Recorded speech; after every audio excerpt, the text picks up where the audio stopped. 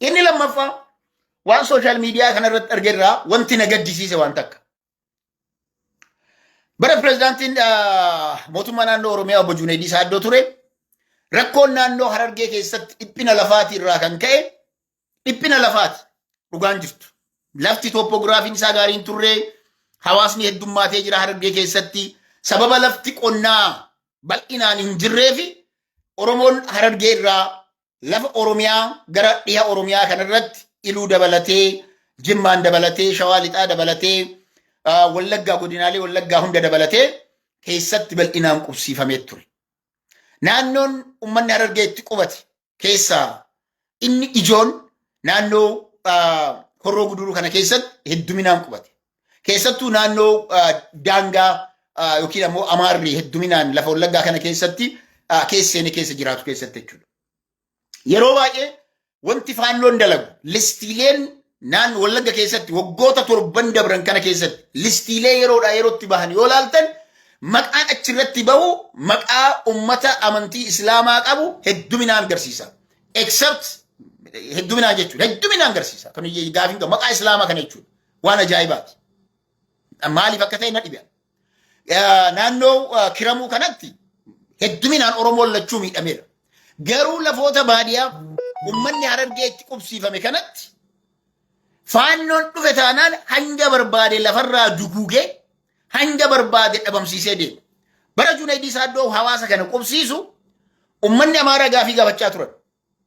Ummanni Amaaraa fi gaafiin isaan gaafataa turan keessaa obbo Junaydii gaafachuu dandeettan kan. Kun clearly himamaa waan ture yeroo san achi ture waan ta'eefanis.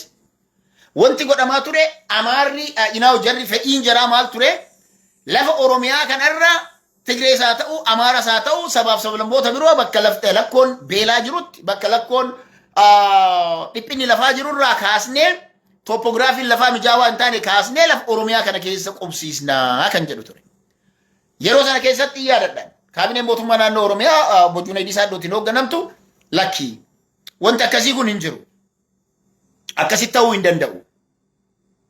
Akkitti ta'u jalqaba Amaarrillee Amaara rakkoo keessa jiru lafuma naannoo Amaaraa keessatti qubsiisuudha. Oromoonis lafa isaa keessatti haa qubsiisu. Yoo lafti naannoo keenya keessaa kan hin jirre kan ta'u yoo taate sana booda maal godhuu qabna? Achi booda marsaa biraatitti erguma hawaasuma lafa sanaa qubsiistee hawaasni sun settle ta'ee booda naannoo biraatitti dabruu eegalla malee akka zamana dargiin Tigraay irraa nama 100,000 Amaara irraa Walloo irraa nama 100,000 guuree Oromiyaa keessatti facaase kun ta'uu hin qabu.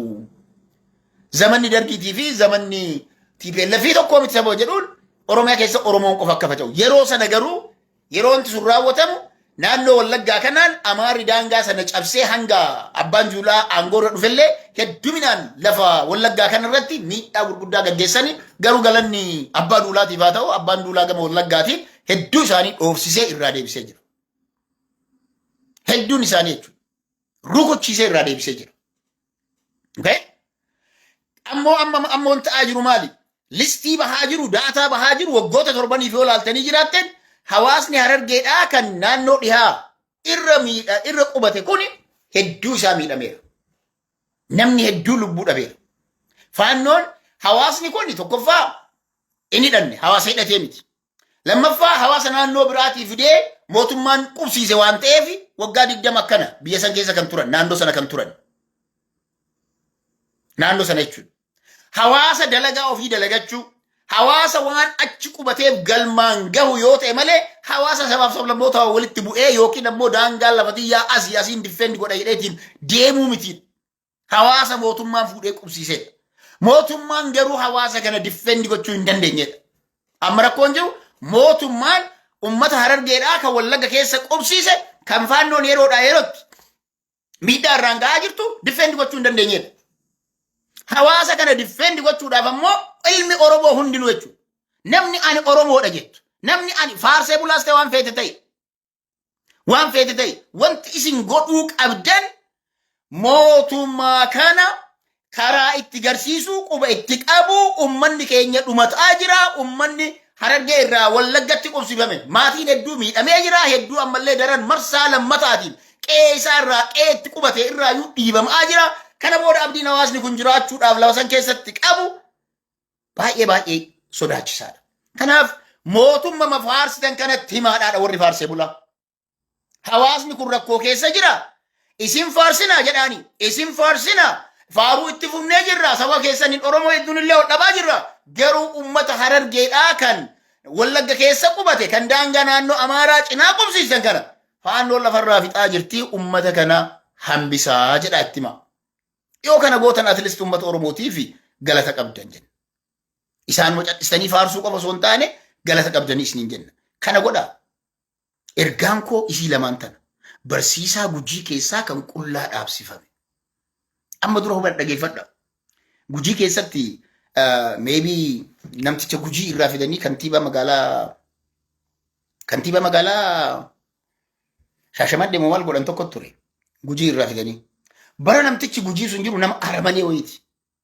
Bara namtichi suni Gujii jiru mana hidhaa Gujiitti isaanummaan jechuudha. Hidhamtoota mana wajjin guban.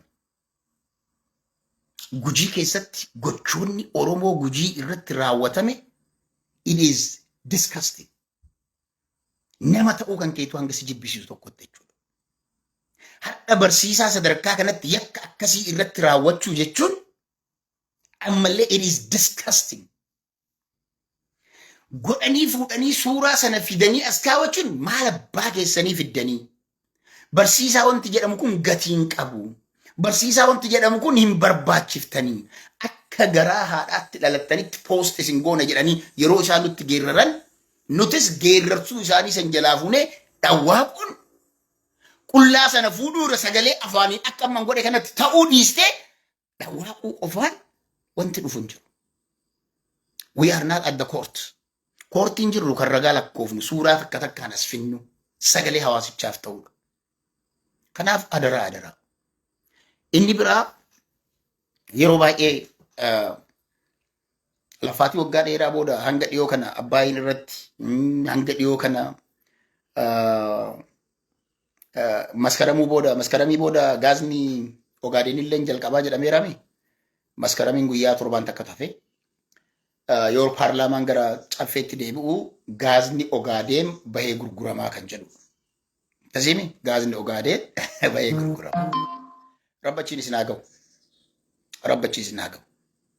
We wish all the best.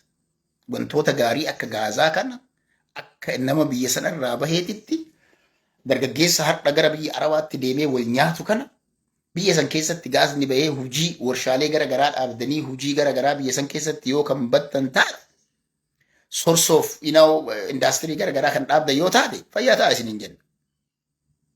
Abbaayii har'a dhumateetiin hin eebbisiisnettanii irra asii achi fiiddaniitiin faarsitanillee fayyaa ta'a isiniin jenna. Namoota galata qaban garuu dhibbatti illee galata galchaa fi waan sanaaf. Namoota 4 baasanii garuu maallaqa kiisa uummata Itoophiyaa irraa bahe. Inni biraa yeroo darbe dhimma Abbaayii irratti waa hedduutu ka'aa ture. Wantoonni hedduu ka'aa turan ture Abbaayii gurgurameedha. Abbaayii akka karoorfametti akka galma hin geenye godhamee jira. Abbaayii gurgurame guu jedhamu hidha Abbaayii mootummaan Itoophiyaa fixuuf hin deemu kan Abiyyi maal jedhee ture. Waggaa 100 illee fixnuu jedhee ture. Waggaa 100 isatu jedhe kan. Noo miti kan jedhe. Waggaa meeqatti illee fixnuu jedhee lolaa ture Abbaayiin dhumatu jedhee. Amma immoo fixnee jedhaniiru. Garuu akka itti fixan dhugaan jiru yeroo sana keessatti akkuma Ameerikaa deemeen Abiyyi diilii godhan. There is a deal. Wanti Traampii maallaqa kennaanii Abbaayiin fedhe jedhuu fi there is a reason behind. They gave them something. Dhossuu danda'ama garuu Trump doesn't speak what he didn't do. Gowwaa waan ta'eef jechuudha. Abbaayi wanti hanga har'aa dhumatee nu gammachiisa. An akka nama tokkootti hedduun gammadee wanti sun dhumachuu isaatiif. Dhumachuu yoo isiniin jedhu garuu akka karoorfametti osoo hin taane irraa murameeti. Tarbaayiniin 3 hammi inni bishaan ni qaba jedhamullee sababa diilii guyyaa sanaatiif jechuudha. Even Raashaa deemee Raashaatti walii galtee godhametu ture. Sababa sanaafi iddoon tarbaayinii 3 irraa hambifamee tarbaayinoonni 16 ture 16 irraa amma 13 dhumatee 100% xumurame waan jedhamu osoo hin taane parsantiin irraa murame sun akkuma jirutti jechuudha. mootummaan biyyattii sanaa dhugaa dubbachuudhaaf hidha kana hidhan. Mootummaan Itoophiyaa hidha kana hidhan. Kan agarsiisaa turan kaleessa tarbaayinoonni socho'ee jedhamee agarsiisaa turan. Gammachuu qaban. Dhugaa isinitti hima. Waan biyya hootii waan ta'eef jechuudha. Har'aan lammii Ameerikaas ta'u wanti biyya san keessatti hojjetamu boruu har'a mootummaan kunis na miidhu yookiin hawaasa sanas miidhu jennee waanne boruu mootummaan zalaalama waan hin jirree fi guddinni akkasii sun jechuudha. Wantoonni akkasii suni waan mootummaa kan osoo hin taane waan zalaalan. Kana kan jedhuuf maali seetan? Naannoo an dhaladhee guddadheetti malkaa wakkannatu jira. Malkaa wakkannaa bara akka Itoophiyaatti 76. 76 akka Itoophiyaatti hojjetamee 76 akka Itoophiyaatti hojjetamee hangarraa mootummaan dabree jiraate qabeenya Itoophiyaati. So abbaayis ta'ee gaazni Ogaaden keessaa bahu yoo dhumatee hojii jalqabee qabeenya biyyattii sanaati. Okay? Qabeenya biyyattii sanaati. Qabeenya biyyattii sanaa. Qabeenya biyyattii sanaa waan ta'eef qabeenyi biyyattiin suni qabdu mootummaan kun haa jiraatu, haa dhabamu, yeroon geesseen haa du'u, haa jiraatu, lammiilee biyyattii sanaa ni fayyada waan ta'eef hangi dhumate kun tarbaayinii 16 karoora jalqabaa irraa 13 akka hojiitti seenu yookiin kun sadee waliigalteen diiliidhaan dhaabbate. Wal sobuu hin dandeenyu, warra biyyaa sobuu ni danda'aman, ammoo sobuu hin danda'amu. Ammoo wanti takkittiin dhaloonni uf duraa jechuudha. Dhaloonni uf duraa tarbaayinoota 3 hafan san galmaan gahuudhaa fi abbaan fedhe yoo aangootti as dhufe wanti har'a Haayile Sillaaseen karoorfatee mallas jalqabsiisee abiyyi irratti tarbaayinoota 16 keessaa 3 muranii 13 dhumate kun milkaa'ina. Milkaa'ina dhugaa dubbachuudhaa fi milkaa'ina parsantiidhaan kaalkuleet gootanii parsantii meeqa kan jedhu gochuu dandeettan. Okay? Kanaafi an kun waan gaariidha. Ammoo wanti gaariin isin hojjettan hundi isaaniitu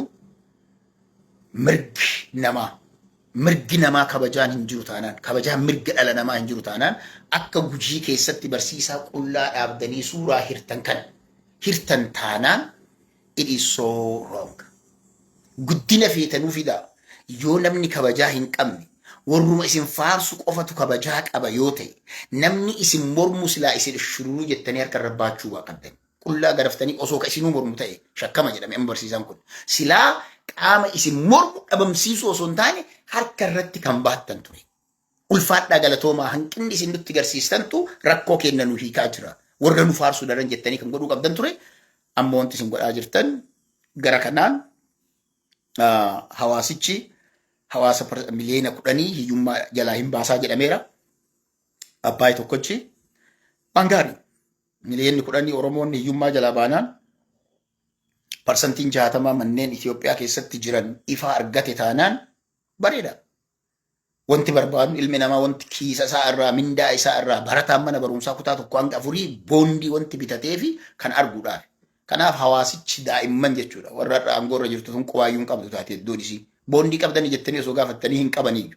Diddee baay'ee boond warroon amma aangoo irra jirtu tunni boondii hin binne. Faarsee bultoonni irraa faarsituun boondii hin binne. Boondii kan bitee barataa kutaa tokko irraa eegalee qonnaan bulaa Oromoo, naggaadee Oromoo, hojjettoota mootummaa zamana sanaattu boondii sana dirqamaniis ta'u bitanii garuu dirqamanii yogguu sadarkaa kanarra wanti tokko gahu nama gammachiisa.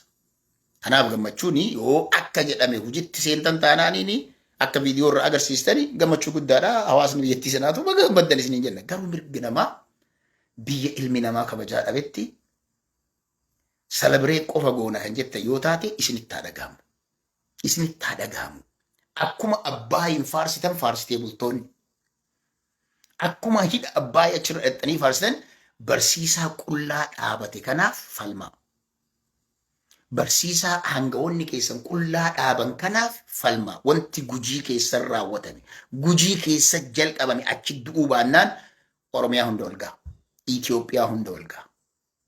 Ulfaadhaa galatoomaa namoonni garaa garaa nan arga.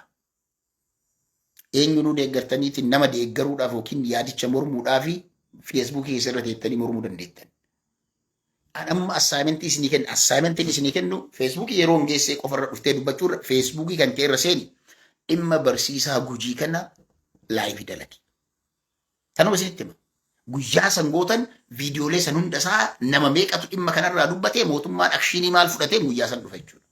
hanga namni hundi keenya miidiyaa qabnutti feesbuukii bilbila keessan keessa baattanii deemtanitti gadi baatanii mirga barsiisaa kanaa barsiisaan kun kana ta'uu hin qabu jettanii yoo dhugama isin dhagame jechuudha. Yoo dhugamatti barsiisaan kun dhimmi barsiisaa kana isin dhagame isan godha.